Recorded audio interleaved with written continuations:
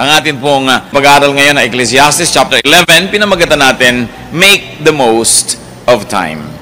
Salamat Panginoon dahil kayo'y Diyos na kumikilo sa aming buhay. Kayo'y Diyos na totoong-totoo. At salamat sapagkat sa maraming panahon na aming buhay, when we reach mountaintops or deep valleys, even in the bright noonday or in the darkness of the night, you are God. Salamat sa Panginoon sa pagsusustain nyo sa amin, sa pag-iingat nyo, sa inyong pagbibigay na aming kinakain, kailangan sa buhay, at higit pa riyan yung mga aming emotional needs. Kayo rin, Panginoon, ang patuloy na inaasahan namin, and you always rise to the occasion. Thank you for giving us people who care for us, and people we care for, people who love us, and people we love. And we thank you, Lord, for allowing us to be fruitful, that we have employment, and we can be employers, and we can produce good things. Lahat ng ito, Panginoon, mga different details of worshiping you. Because our life is a life of worship, and it should be a life of worship. Sa aming paglapit sa iyo, Panginoon, linisin niyo po kami, patawarin niyo kami sa aming mga kasalanan, mga pagdududa, patawarin niyo kami sa aming mga paglabag sa iyong mga utos, patawarin niyo kami, Panginoon, sa mga bahagi ng buhay namin na hindi kayo nadadakila. Linisin niyo po kami ng dugo ni Jesus na aming Panginoon tagapagligtas. At punuin niyo kami ng kagalakan niyo. Punuin niyo kami ng inyong lakas, ng inyong espiritu. Buksan niyo ang mata namin nang makita namin yung obvious that you are a great God. Buksan niyo ngayon ang aming tainga nang madinig namin ang inyong mensahe. Buksan niyo po ang aming puso na ang inyong salita mag-ugat doon at mamunga sa kapayapaan, sa kabutihan, sa kagandahang loob at sa kabanalan. So may you quiet our hearts, strengthen us, empower us to understand you. Be our preacher. Teach us, Lord. Deliver us, heal us, strengthen us. In the name of your Son, our Lord Jesus, we pray. Ecclesiastes 11, verses 1 to 2. Cast your bread upon the waters, for after many days you will find it again. Give portions to 7, yes, to 8, for you do not know what disaster may come upon the land.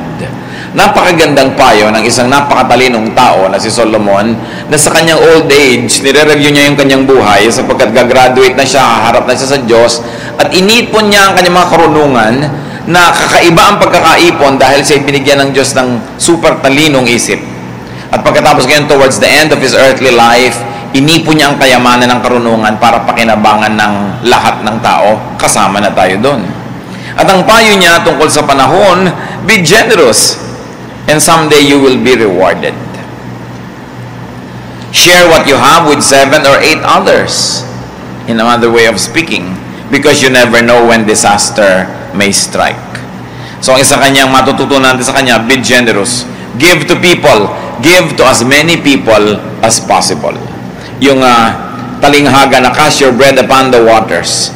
Sabi ko nun, para kang nagpapakain ng tinapay sa maraming isda sa tubig. Kung gusto nating bigyan ng isa pa uling visual representation yung idea, sabi ganon, kung ano ang inihahagis mo, bumabalik. Kung ano ang ipinapakain mo, papakain din sa'yo. So sabi ganon, tutulungan mo na rin lang ang tao, damihan mo na yung tutulungan. Dahil hindi mo alam. Hindi mo alam kung ano ang darating sa bukas. Future disaster may disable you from giving. So give now. Kung kaya na natin magbigay ngayon and be generous, magbigay na tayo. Hindi tayo sure na bukas meron pa rin tayong kayang ibigay at may kakayanan na magbigay. At pagka dumating na yung bukas, hindi mo na kaya, disabled ka na, wala ka malang naitanim, wala ka malang nagawang mabuti, wala kang nabigyan, sino ngayon ang magbibigay sa iyo sa iyong pangangailangan? For disaster may turn you into a needy recipient, so spread goodwill now. Anong sinasabi natin dito? Making the most of time. Yun pong tao na maraming kabuhayan, maraming pera, maraming lakas, maraming oras, maraming magagandang bagay na pwedeng i-share sa kapwa. Pag hindi siya nag-share sa panahon ng kanyang abundance, sinasayang niya yung abundance. Sinasayang niya yung panahon. Kasi hindi tayo nakakatiyak na lahat ng panahon abundant tayo. Kaya kung kailan ka abundant, nagbibigay ka, dumating man ang panahon na hindi ka na abundant, meron kang nabigyan at meron kang nataniman. Kumisan, may mga magulang pa nga. Sa panahon na ang lakas ng kita nila, ang damot-damot sa sariling anak. Pagkatapos yung pala, titigil din silang kumita, hihina, aasa lang sa anak. Wala ka ngayon masyadong mukha na maipakita pagka humihingi ka. O yung mga anak din ko minsan, hindi masyadong inspirado magbigay kasi sabi nila, noong araw, ang dami-daming pera niyang si tatay, hindi mo lang tayo binigyan. Pagkatapos ngayon, aasa-asa sa atin. Sayang yung oras. Kaya pag meron kang kayang ibigay mo na. Kung bukas wala ka na, at least nakapagtanim ka sa kapwa. Kung bukas meron ka pa uli, bigay ka pa uli. At kung abutan, nag-graduate ka sa buhay na ito, hindi ka nangailangan kahit kailan, lalo ka namang pasalamat. So sayang. Sayang yung meron ka, hindi ka nagbibigay. It's a waste of chance, of opportunity, and of time. Ecclesiastes 11:3-4. If clouds are full of water, they pour rain upon the earth. Whether a tree falls to the south or to the north, in the place where it falls, there it will lie. Whoever watches the wind will not plant, and whoever looks at the clouds will not reap. So yun daw, rain clouds, laging babagsak. Kaya pag sobrang tagal na ng tag-init, ng tag-tuyot, nag-evaporate na lahat yung tubig, naipon na yun somewhere, lalaglag din yun, uulan din yun, kaya huwag ka masyadong matakot, mainip. Mga El Nino. Luma na yan, nung araw marami ng ganyan, wala lang pangalan. Tsaka hindi sinasensationalize masyado ng press, dyaryo. Ngayon sobrang manakot yung mga newscasters at mga news programs. Pero dati na yan. Pero ang tubig dito sa planeta natin, kahit kailan, not one drop was added or subtracted since creation. Paikot-ikot lang siya. Nag-evaporate, condense siya, bigla siyang lalaglag, ulan, paulit-ulit. So pag ang tagal-tagal lang hindi umulan, syempre, ang kasunod nun, uulan na. Ano pa ba naman ang mangyayari? Sabing ganon, uulan din yan. At ang puno, pagka nakahilig dyan siya bubuwal. What is the writer saying? The trees always stay wherever they fall. That if you worry about the weather don't plant seeds, you won't harvest a crop. Pag sobra ka naging warrior, pag sobra ka naging always playing safe, you will never take risks, and in agriculture, you will not plant, therefore, you will never harvest. Pag sabi mo, huwag na tayong magtanim, baka hindi umulan. Ngayon, hindi ka nagtanim, tapos biglang umulan, wala kang tanim. Wala kang risk. Yung playing it too safe. Nature will always do its thing. That's what Ecclesiastes is saying. Nature will always run and prevail. And nature will always preordained laws from God. Matutupad at matutupad ang kalooban ng Diyos. Therefore, do not worry too much about the weather. Do not worry too much about the seasons.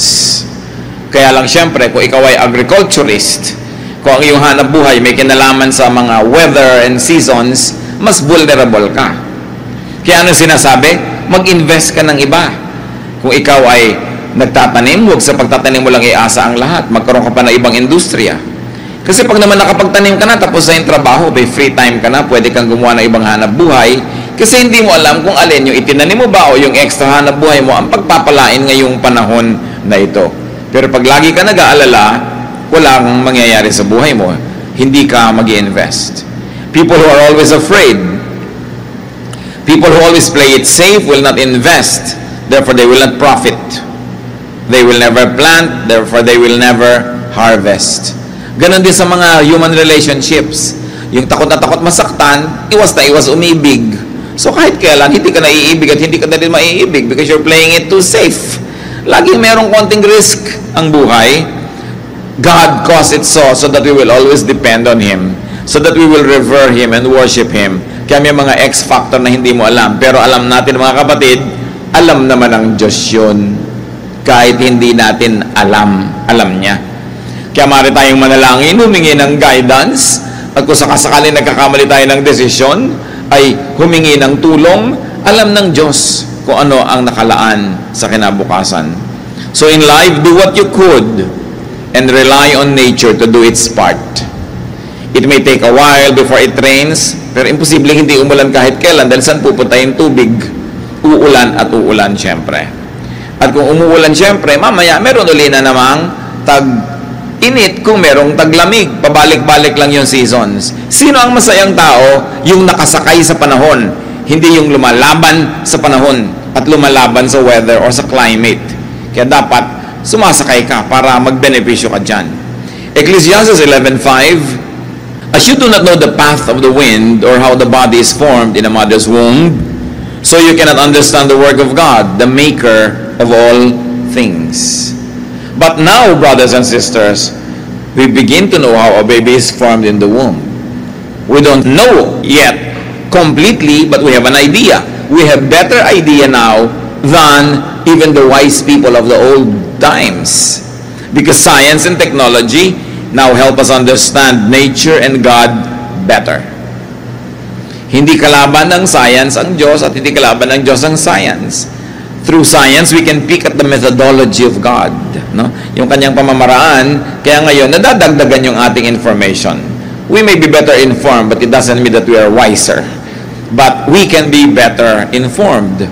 Kaya nakikita natin na hindi kailangan pinaglalaban yan, science and faith, because when you know enough science, lalong titibay ang pananalig mo. Nakikita mo yung disenyo, nakikita mo yung sistema, yung pamamaraan ng lumikha sa atin. Ecclesiastes 11:6. Now sow your seed in the morning, and at evening let not your hands be idle. For you do not know which will succeed, whether this or that, or whether both will do equally well. Yan ang sinasabi natin mga kapatid, yung pagtatanim.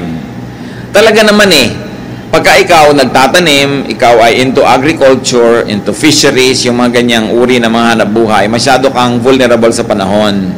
Kaya kuminsan, mas mabilis yumaman yung mga biyahero, yung mga negosyante. Kasi nagtatanim ka, 6 na buwan mong inaalagaan ito, laban sa peste, laban sa ulan, laban sa tubig, laban sa init at tagtagtuyot, laban sa kung ano-ano. Pagkatapos, yung biyahero, binili sa iyo yan ngayon, next week na ibenta na niya. Tapos na, 1 linggo lang na nasa kanya yung risk. Marami na siyang kinita kaysa doon sa magsasaka. Ganon din yung nag-aalaga ng mga hayop. 4, 6 na buwan mong inaalagaan, pero ang yumayaman yung biyahero na naman. Pero hindi natin sinasabi huwag tayo mag-agriculture dahil sino pa ang magtatanim, sinong mag-aalaga ng mga ganyan. Pero dapat, habang binibigyan ka ng panahon na pagkakataon ng Panginoon, huwag mong iasa doon lahat. Nagtatanim ka, pero kung ikay mananahi, nananahi ka rin. Kung nakakapag-basket weaving ka o nakakapag-negosyo ka, magne-negosyo ka rin. Hindi katulad nung araw, yung mga magsasaka, pagkatanim, wala nang ginawa kundi maghintay na lang ng harvest. Pwede naman ka na maraming gawin sabay-sabay. Kaya ang sabi dito, plant your seeds early in the morning and keep working in the field until dark. In fact, not only that, keep working until the night on other things and other interests because you don't know which might pay off. Sa mga ginagawa mo, ini-investan mo, hindi mo alam kapatid kung alin ang tutubo, kung alin ang magkakaroon ng ganansya, kung alin ang magbo-blossom at magbo-bloom. Kaya dapat marami ka ring ginagawa, hindi lang isa. Keep working and diversify wisely. But don't put all of your eggs in one basket. Tulad nga na isang matandang kasabihan. Katulad, alam mo, magsasaka ka, inilagay mo na lahat sa magsasaka yung pera mo, hirap mo, pagod mo, tapos biglang bumaha. Paano na? O biglang nagkaroon ng tagtuyot. Dapat may iba ka pa na inaasahan, may iba ka pang skill na dinedevelop, may iba ka pang ginagawa. And you apply that in all aspects of life. You don't put all of your eggs in one basket. Na kung meron kang kumikitang negosyo, hindi ibig sabihin nun, lahat ng kinikita mo, ibabalik mo ulit doon para lumaki pa yung negosyo mo. At yung kinita mo, ilalagay mo ulit doon para lumaki ng lumaki. Paano biglang naiba ang ihip ng hangin? Biglang bumagsak yung ganong industriya. Bigla halimbawa hindi na uso yung produkto mo, may iba nang lumabas na mas kaakit-akit o mas mabuti sa mga tao, lahat ng pera mo nilagay mo na doon. Kaya kung minsan yung mga yumayaman na biglang nauubos lahat din kasi dilalagay nila lahat sa isang negosyo lang. Or you put all of your eggs in one basket. Para rin isang magulang, marami kang anak, isa lang yung minahal mo, isa lang yung pinag-aaral mo, isa lang yung inispoil mo ng inispoil, inilagay mo na sa kanya lahat. Paano kung biglang hindi siya naging mabuti sa'yo? O kaya nawala siya sa equation. Kaya sabi, kailangan marami kang ginagawa. At kumbaga, kung marunong kayong magsungka, kailangan marunong ka magsubi. Alam niyo sa sungka, naglalagay ka doon sa mga butas, tapos may iniuwi ka doon sa bahay mo, na iyon na talaga yon. Kaya kahit marami kang kinikita sa isang negosyo, naglalagay ka ng pera sa labas noon, nag-i-invest ka sa iba, o iniipon mo, hindi nakasangkot doon. Para pag bumagsak yon, may natira ka. Kailangan nakaspread ka, pero not too thinly to the point that you will be so disorganized. It is important to have other places where you store what's important to you. Hindi na sa isang lugar lang. Mga karunungan ni Solomon, iba't ibang topic, iba't ibang direksyon, pero isa lang ang goal, para lalong sumarap, gumanda, gumaan ang buhay natin kung tayo ay makikinig sa Kanya. Ecclesiastes 11:7, light is sweet, and it pleases the eyes to see the sun. So it is saying that nothing on earth is more beautiful than the morning sun. And if you really rise early to see the sunrise, you will agree. So what's important? Rise early to see the sun. Anong kakambal nun? Sleep early so that you can rise early. Mornings are beautiful. Mornings are blessings. So appreciate what the morning sun means and represents and symbolizes. Of course, they can mean hope, change, renewal, opportunity, light, and life. Kaya kung minsan ikay nalulungkot sa gabi, naiinip, natatakot, ninenervyos, meron ka kung minsan mga anxieties, pero lampasan mo lang gabi na yan sa tulong ng Diyos. At kung may taong makakatulong sa iyo o meron kang technique, lampasan mo lang dahil may darating na umaga. Hindi pwedeng wala. At habang lumalalim ang gabi, lalong lumalapit yung umaga. Hindi pwedeng magtagal yan, darating din. That's why it is important for people to hang on and wait for the morning. And of course, in poetry, that's also a symbol of many things.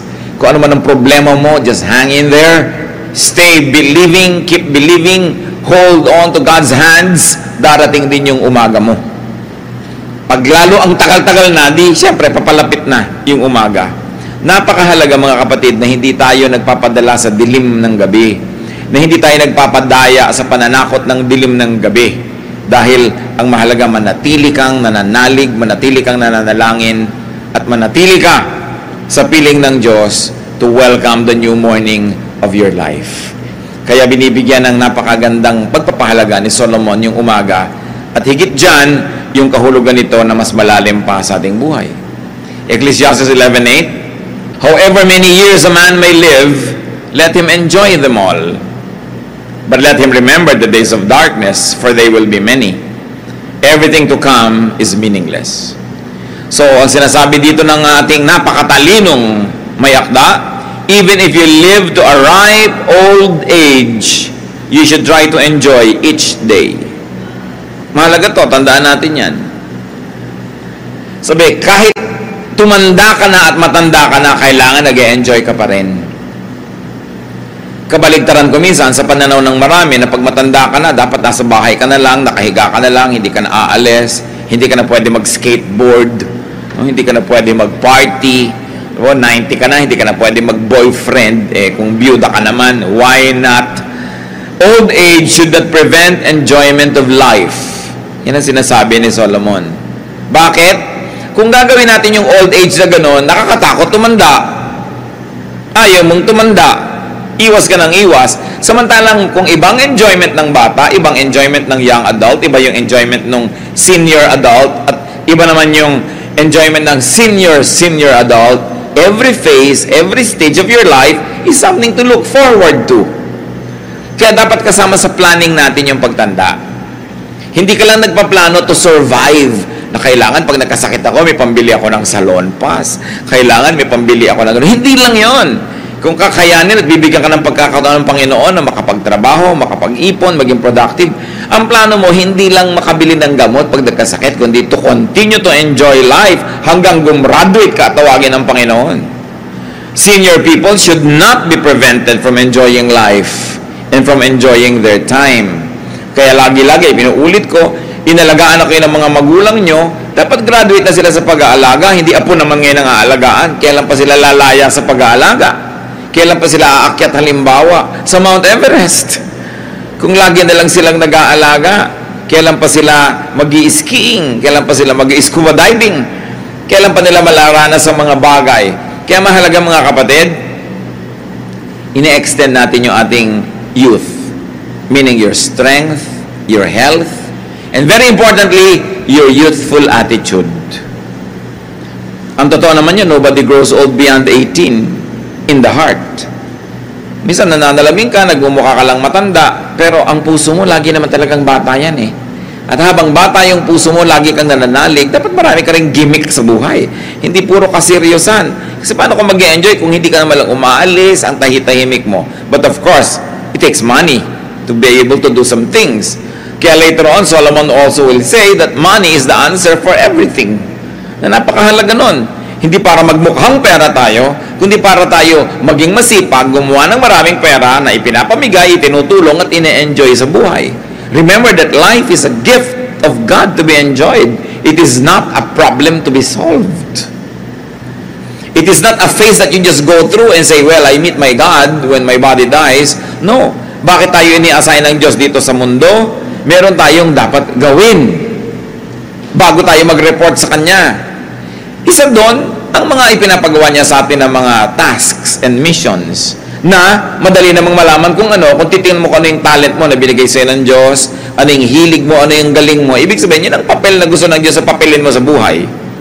So that you'll become fruitful, you will abound in good works, in goodness, in holiness, you will be a blessing to people, and then you return to God and report on your accomplishment. And what is that accomplishment? That you lived according to God's purpose and design. That you accomplish the mission given to you. And one of the missions given by God to us is to enjoy life. Marami kasi mga religious teaching, puro ginaglamorize ay suffering. Well, meron talagang suffering ang buhay. If you suffer for having to do right instead of enjoying doing wrong, then suffer for doing right. Pero hindi lang suffering ang life, marami siyang enjoyment. At hindi lang enjoyment ang life, marami din siyang duties. Dapat balance. So sabi ni Solomon, well, mag-enjoy ka because there will be many days of loneliness. So pag dumadating ang enjoyment, I will enjoy. This is an enjoyable day. Ito yung sinabi ng Panginoon na marami ito, dapat enjoyin. Ngayon, may dumadating na loneliness, sabihin mo, well, sinabi din naman ng Panginoon, may darating. Haharapin ko ito ng buong tatag, titibayan ko ang aking loob, tatatagan ko ang aking pananalig, lalampasan ko ito sa tulong ng Diyos, dahil hindi rin naman ito pwede magtagal dahil ang cycles, ang seasons, paikot-ikot talaga. So, kahit may malalim na gabi, may umaga rin. Ngayon, kung nag-enjoy ka rin ng umaga, asahan mong may gabi din uli mamaya. Ganun talaga yung buhay. Hindi na yung pinagtatakhan, but you make the most out of it. There will be unenjoyable days that will come, so enjoy whenever you can. There's absolutely nothing wrong with that.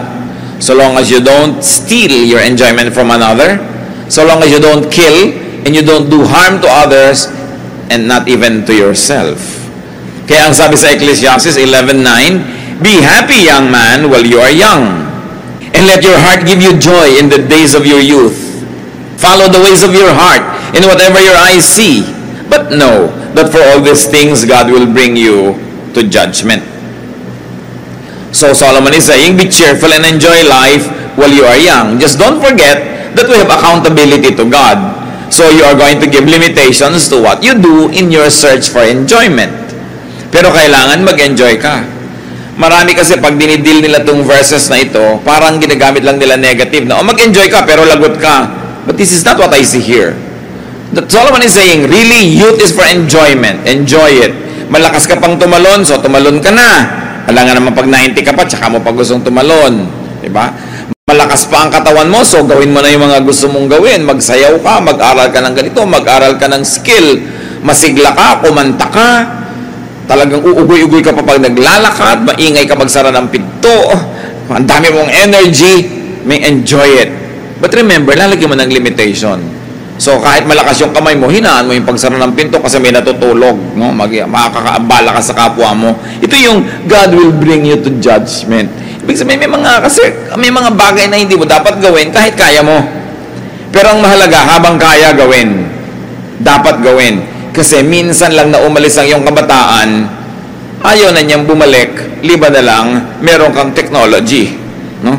Pero yung babalik yung sigla mo, hindi naman laging madaling gawin yun kung nawala na at tumanda ka na. So ano ang sayang? Remember, ang topic natin is not to waste time, to make the most of time. Pag bata ka, do things that are bagay for youth and young people. Ano ang kakabit niya na ideya, mga kapatid? Payagan natin yung mga young people to be young. So do what you want and find pleasure in what you see. Go for it, young person. Young adult, well, there is youth that's left in your veins. Go for what you like to do. Just don't forget that God will judge you for everything you do. So observe limits and do what you must. Don't do the thing you shouldn't be doing, and do the things that you ought to do, and you're okay. So maximize happiness, but minimize sin and error. Kailangan payagan natin ang mga kabataan na maging bata. Kumisan, children, we don't permit to be children. We want them to behave like adults. There's plenty of time to be an adult and to remain an adult. So let the children be children. Let the youth be youth, because there's plenty of time for them to be seniors. The moment nag-senior citizen na yan, hanggang gumraduate na tumarap sa Diyos, wala nang bawian. So habang young, let them be young. Let us deprive young people of peculiar joys and pleasures and excitement that only youthful people can enjoy. So kung minsan, one of the gravest crimes we can commit is to rob children of their childhood or to rob young people of their youth. May panahon. At saka yung mga iba pa gusto pang mamatay. Huwag kayong magmadali. There's plenty of time to be dead. No? So, mabuhay muna kayo habang buhay pa kayo. Di ba? Pagka tumawid na tayo doon sa kabila, ang haba noon. No, nasa kabilang buhay ka na. So, habang nandito ka, huwag mong madaling tumawid doon. Nandito ka pa eh. And you become unfaithful to God who gives you space and time here and now if you don't want to enjoy it. If you don't want to live the moment, if you don't want to cherish the day, the minute, the hour, you are being unfaithful to God because it's God's gift to you. Parang yung isang tao, dinala mo sa isang magandang vacation place, tapos ayaw mag-enjoy, gusto umuwi na. Di ba? Wala ka namang kwentang bigyan ng magandang bagay. Naiinis naman yung nagbigay sa'yo noon. Binigyan ka ng regalong bakasyon. Kailan nang uwian? Gusto ko na umuwi. Hindi ako nag-enjoy dito. Ganun yung ayaw mag-enjoy sa buhay. Isa yan na tungkulin, ha? Kung hindi nyo gustong tingnan na pleasure or indulgence, it's our duty to enjoy life. Pag tinignan nyo yung design ng human body, we were designed and wired to have fun. Kaya ka binibigyan ng mata, nakakakita ka pa ng kulay, hugis, movement. Binibigyan ka ng tenga para makarinig ka ng musika, mga boses, mga tunog ng dahon at tubig. Binibigyan ka ng skin so that you can enjoy texture and temperature. Na iba pa yung malamig na tubig pag naliligo ka, kung mainit, at kung maginaw naman, gusto mo warm water, you enjoy all of that. We were created to be very sensual. And there's nothing wrong with that. Akala ng iba, pag sensual sila or sensuous, evil na yun, worldly na. It is God who designed our bodies. And He placed the right nerve endings in the most correct places for you to maximize the enjoyment of the universe. Kaya hindi natin ipinag-a-apologize kung nag-enjoy tayo. Basta't hindi ka lumalampas sa dapat mong hindi lampasan. At ginagawa mo yung tama, nagiging mabunga ka, mabuti. Enjoyment is part of worship. So be young while young. Sabi sa Ecclesiastes 11:10, so then banish anxiety from your heart and cast off the troubles of your body, for youth and vigor are meaningless. Mawabaliwala ang lahat ng yan kung hindi mo papahalagahan. Yung banish anxiety from your heart, it is almost like a psychiatric prescription. Things that you're anxious about, things that you fear, things that you worry about. Sabi nyo nga, palayasin mo sa puso mo ang lahat ng nananakot sa'yo. Kaya sinasabi, the Lord daw drove 7 demons out of Mary Magdalene. Hindi naman siguro laging literal na demon niya na tumatalon papalabas sa kanya, kundi yung mga demon sa loob ng puso mo, yung mga nervyos, yung mga anxiety, yung mga takot, yung mga kung ano-anong mga phobia. Kailangan palayasin mo yan sa buhay mo.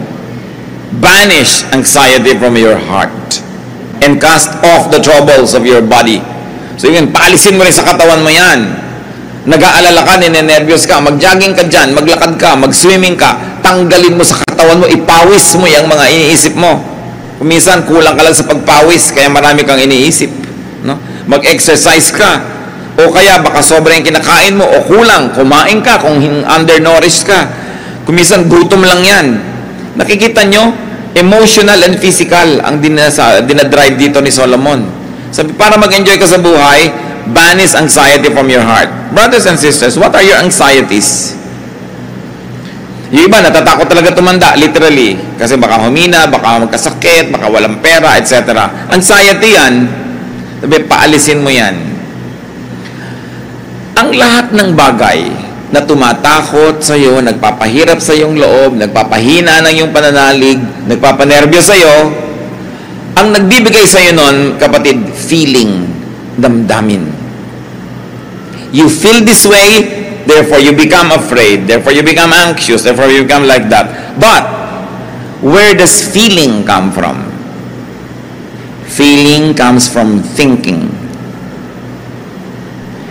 Pag iniisip mo, naku, ang asawa ko yata nagtataksil. Bigla ka na ngayong nenervyusin. Iinit na ngayon yung tenga mo dito. No? Lalaki na yung ulo mo. Magagalit ka na. Bibilis ang pintig ng puso mo. Magkakaroon ka ng anxiety. Magkakaroon ka ng mga panic attacks because of your feeling which was actually given to you by your thought. Pero pag inisip mo sa thought mo, naku, yung asawa ko naghahanap buhay ngayon para uwian ako. Siguro mamaya ng ganito. Gumaganda yung feeling mo. Paano mo yun? How do you banish anxiety from your heart? Control your thoughts.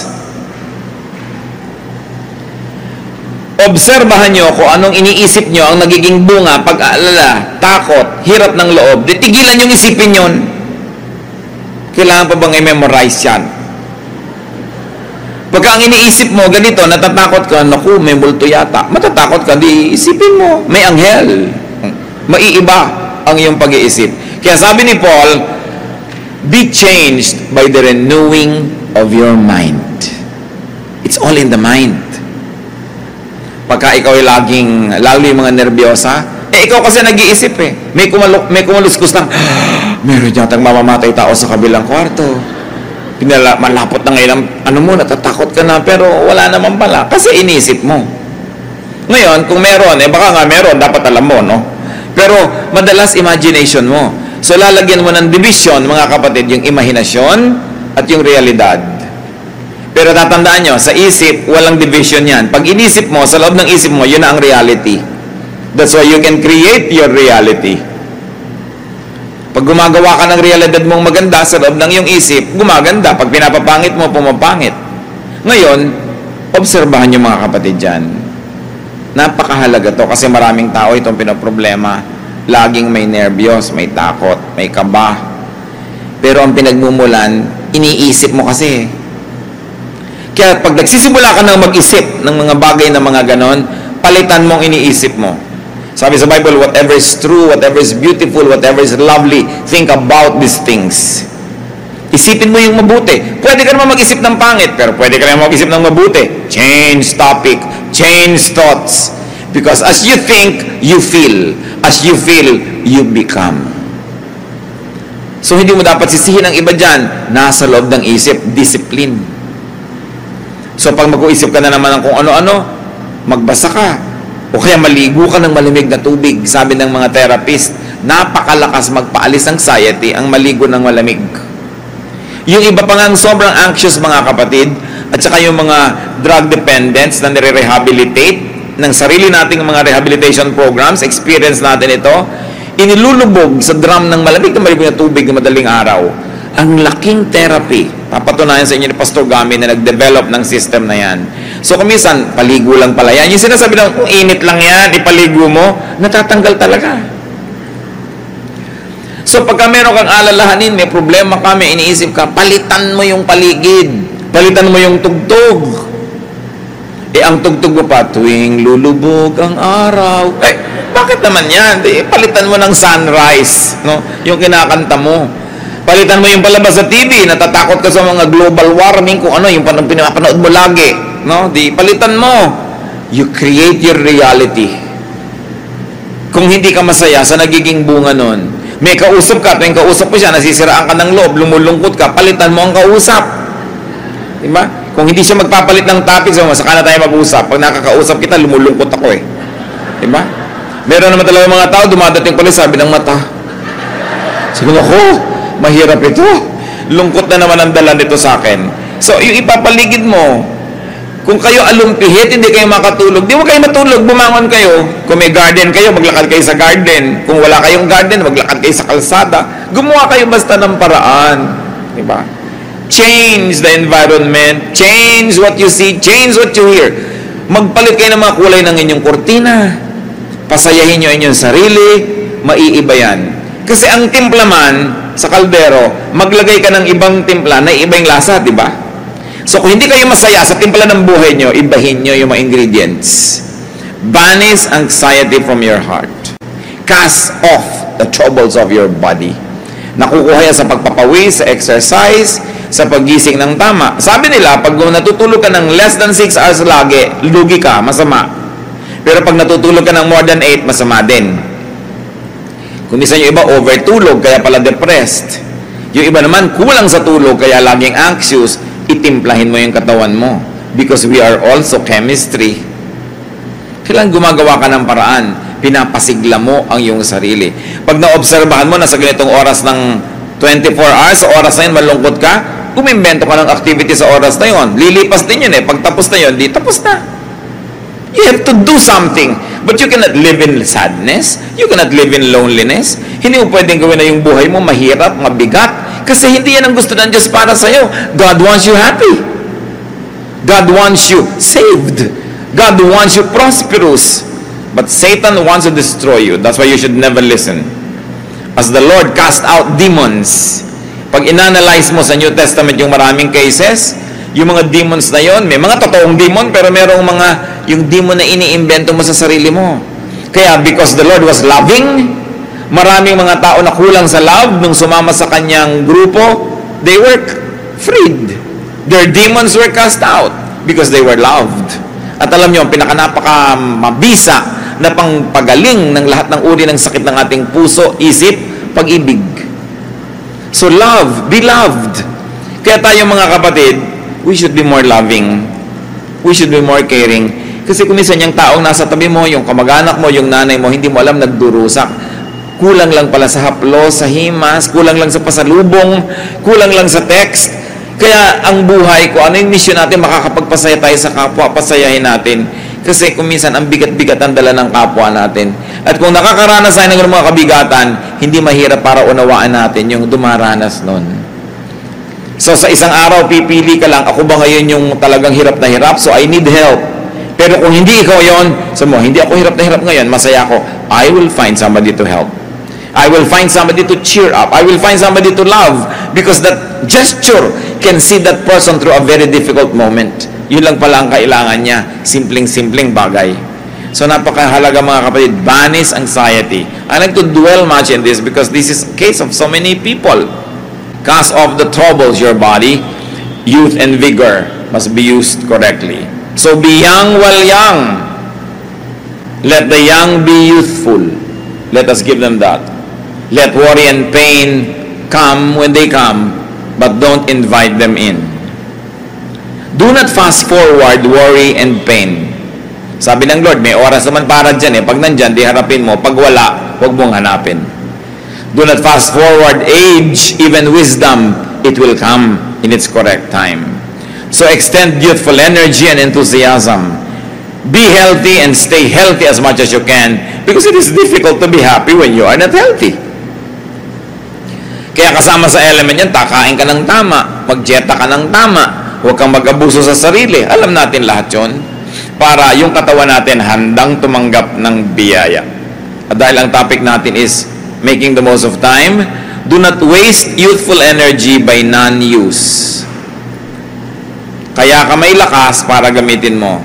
So, get involved with many youthful activities. They are part of your very great privilege from God. Make the most of time. Live to the fullest. Life is a gift. So allow people also to enjoy the gift that God gives them. And very importantly, be a gift to others. Na dahil sa atin may sumasaya, may gumagaan, mayroong gumagaling, mayroong nahahango sa hirap. And then when God finally calls you home, report with gladness, report with thanksgiving, and bring your fruits at the feet of God and glorify Him. Remember, every day of life is meant to be a blessing. Position yourself correctly so you can be blessed and you can be an agent of blessing to other people. Salamat, Panginoon, dahil kayo, Diyos, na maibigin. Teach us to banish anxiety from our hearts. Teach us to cast off troubles from our bodies. Ituro mo sa aming disiplinahin na aming pag-iisip. Huwag kami masyadong magsentimiento, magdamdam, magkimkim ng mga sama ng loob at mga hinanakit, ng mga galit at pagkapuot na nagpapahirap sa amin. Turuan mo kaming harapin ng mga problema namin. Kasama kayo, kaya naming harapin ang lahat.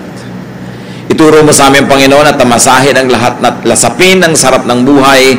At kung dumadating yung hirap, harapin din namin ito because both of this you allow to happen in our lives. Therefore, you have a purpose. Gabi at araw galing sa inyo, lamig at init galing sa inyo. Tanggapin namin ang pinapayagan yung dumating sa aming buhay. Manalig kami ng ganap sa inyo. Magpakabanal kami sa harap ng lahat ng uri ng pagsubok at maging mapagpasalamat kami sa mga pagpapala. Ituro mo sa amin, Panginoon, kung paano palalong ang buhay pagagaanin. I like to pray for people na meron kayo laging nagiging alalahanin. Minsan, ninenervyos, kuminsan natatakot, kuminsan nahihirapan ng loob, may mga pangamba, nababagabag, nababalisa. Hihingi tayo sa Panginoon ng kapayapaan, hihingi tayo ng pagpapagaling, matapos nating pag-isipan kung anong participation natin, bakit ba dumarating yan. Nais kong humingi ngayon ng awa at ng kapangyarihan sa Diyos para sa lahat ng mga madalas ay naguguluhan, kulang yung peace of mind, o kaya nalulungkot, naiinip, feeling isolated or alone, challenged. Our Lord is a physician of the body, of the spirit, of the mind. Alam niya ang lahat ng ating iniisip. Sabi sa Biblia, bago mo pa man isipin, alam na ng Diyos. Alam niya ang mga gumugulo sa atin. Subalit hindi niya tayo pinanghihimasukan dahil binigyan niya tayo ng free will. So if your free will is the reason why thoughts cross your mind and why thoughts linger in your mind and why thoughts affect your emotion, then you've got to bring your thoughts and your thought patterns to Jesus.